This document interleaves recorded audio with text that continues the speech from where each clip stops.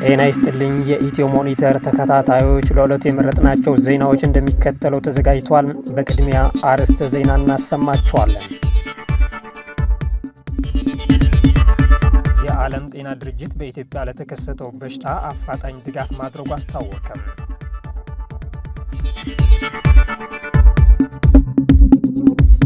አሜሪካ የሱዳኑ ፈጣን ድጋፍ ሰጪ ኃይሉን የሚደግፉ ሀገራት አውቃቸዋለሁ ስትል ገለጸች። ጀነራል አልቡርሃን ለተኩስ አቁም 4 ቅድመ ሁኔታዎችን ማቅረባቸው ተሰማ።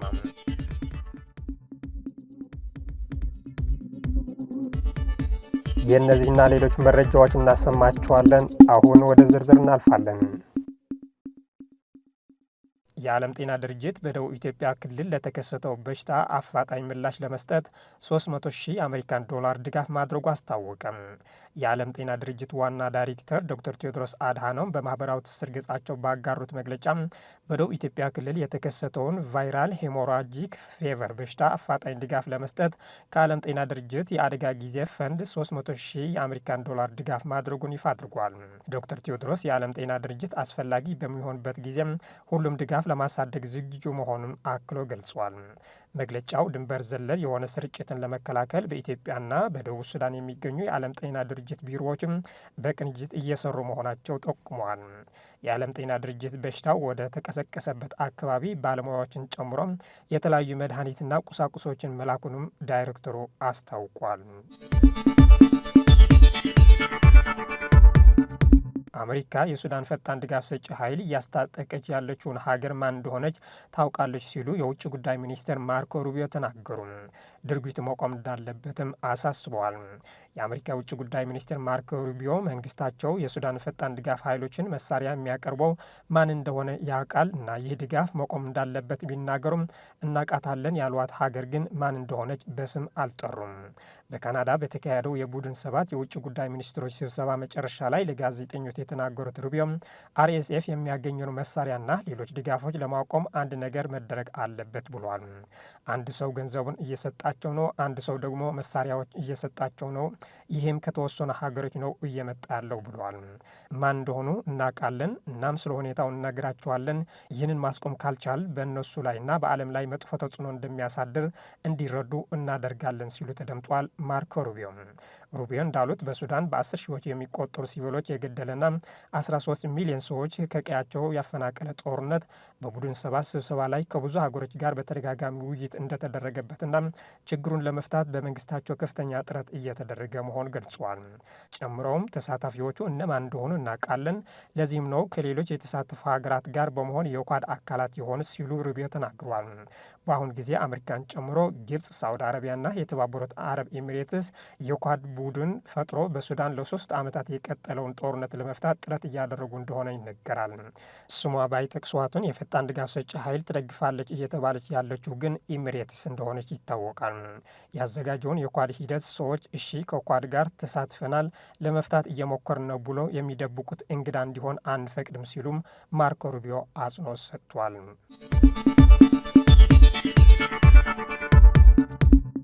የዓለም ገንዘብ ድርጅት ሰራተኞች በኢትዮጵያ ያደረጉት ጉዞ ማጠናቀቃቸው ገለጹ።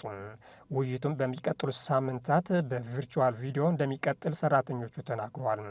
በአልቫሮ ፒርስ የሚመራው የዓለም አቀፍ የገንዘብ ድርጅት ሰራተኞች ቡድን በተራዘመ የብድር ተቋም ዙሪያ ከኢትዮጵያ ባለስልጣናት ለ4ኛ ጊዜ የግምገማ ውይይት ካደረገ በኋላ ትላንት ህዳር 4 ቀን 2018 ዓ.ም ጉብኝታቸው ማጠናቀቃቸው ተገልጿል። ተልእኮ የተካሄደው እንደ አውሮፓውያን አቆጣጠር ከጥቅምት 30 እስከ ህዳር 13 በአዲስ አበባ መሆኑ ታውቋል። በጉብኝቱ መጨረሻ ላይ ሚስተር ፒርስ ቡድኑ በ4ኛው የተራዘመ የብድር ጉዳይ ግምገማ ላይ በሰራተኞች ደረጃ ጥሩ እድገት አሳይቷል ሲሉ ተናግሯል። ውይይቱም በሚቀጥሉት ሳምንታት በምናባዊ ወይም ቨርቹዋል መልኩ ይቀጥላል ያሉት የቡድኑ መሪም የኢትዮጵያን ባለስልጣናት ለሞቅ ያለ እንግዳ ተቀባይነታቸውና ውጤታማ ውይይቶች አመስግነዋል። በተልእኮ ወቅት የድርጅቱ ቡድን ከፋይናንስ ሚኒስትር አህመድ ሺዴም፣ ከኢትዮጵያ ብሔራዊ ባንክ ገዢ ዶክተር ኢዮብ ተካሊና ከሌሎች ከፍተኛ ባለስልጣናት ጋር መወያየታቸው ታውቋል። ቡድኑ ከባንኮችና ከግል ኩባንያዎች ተወካዮች ጋር ውይይት አድርጓል ተብሏል። ጥቂት ያልተፈቱ ጉዳዮች ይቀራሉ ሲሉ ሚስተር ፒሪስ ተጨማሪ ዝርዝሮችን ሳይሰጡ ገልጸው ተከታታይ ውይይቶች በምናባዊ መልኩ እንደሚቀጥሉ በድጋሚ ተናግሯል።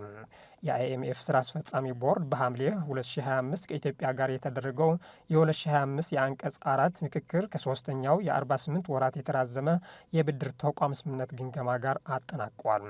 ውሳኔው የኢትዮጵያን የክፍያ ሚዛንና የፋይናንስ ፍላጎችን ለማሟላት 262.3 ሚሊዮን የአሜሪካን ዶላር ወዲያውኑ እንዲከፈል አስችሏል። የግምገማ መጠናቀቅ በስምምነቱ መሰረት አጠቃላይ ክፍያዎች ወደ 1.873 ቢሊዮን የአሜሪካን ዶላር እንዲደርስ አድርጓል። አይኤምኤፍ በሐምሌ ሪፖርቱ ኢትዮጵያን ከፍተኛ ዕዳ ካላቸው የአፍሪካ ሀገሮች መካከል ማካተቱ ይታወሳል።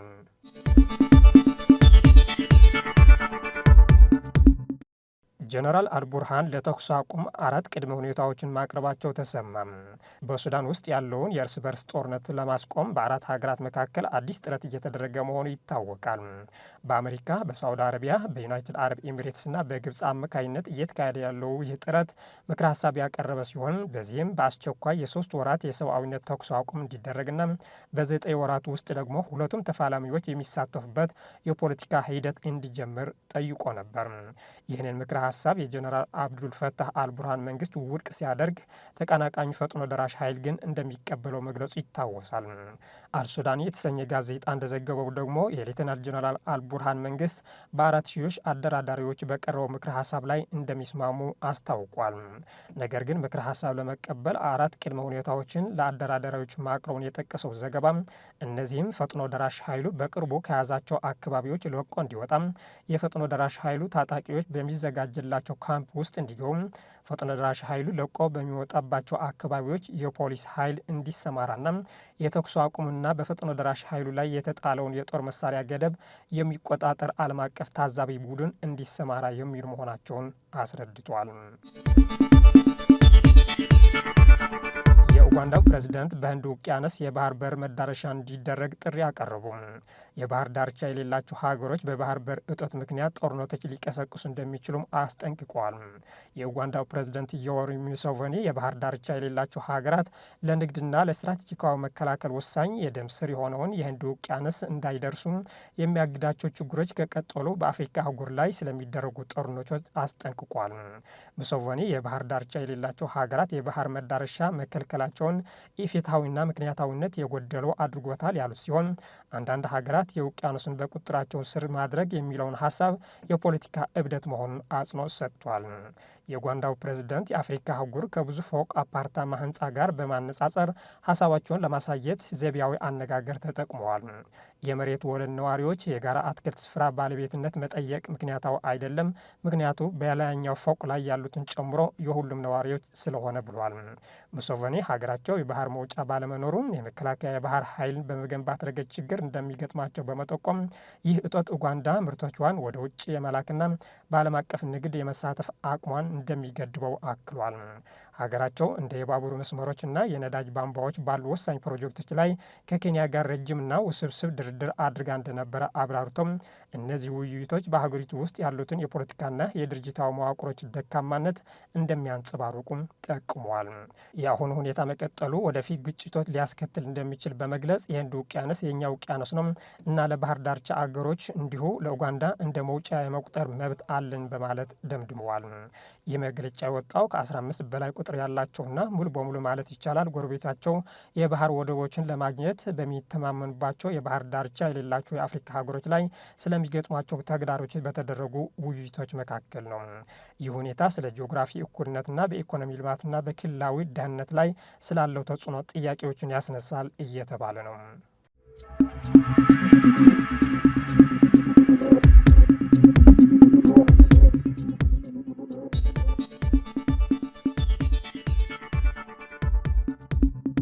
የተከበራችሁ ተከታታዮች ለዛሬ ያዝናቸው ዜናዎች እነዚህ መስሉ ነበር። ስለተከታተላችሁ እናመሰግናለን። መልካም ቀን